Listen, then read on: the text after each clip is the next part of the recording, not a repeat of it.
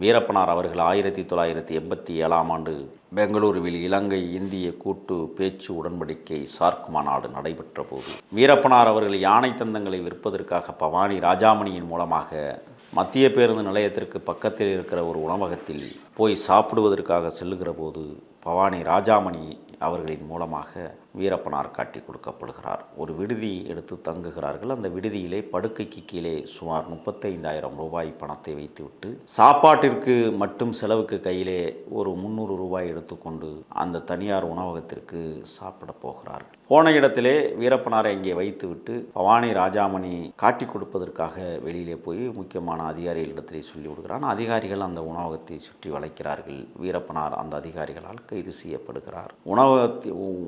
தங்கும் விடுதியில் வைத்திருந்த 35,000க்கும் மேற்பட்ட பணத்தை ராஜாமணி எடுத்துக்கொண்டான், திருடி கொண்டான். அப்பொழுது 2 சோடி தந்தங்களோடு வீரப்பன் பிடிபட்டதாக காவல்துறை வட்டாரங்கள் அறிவித்தது.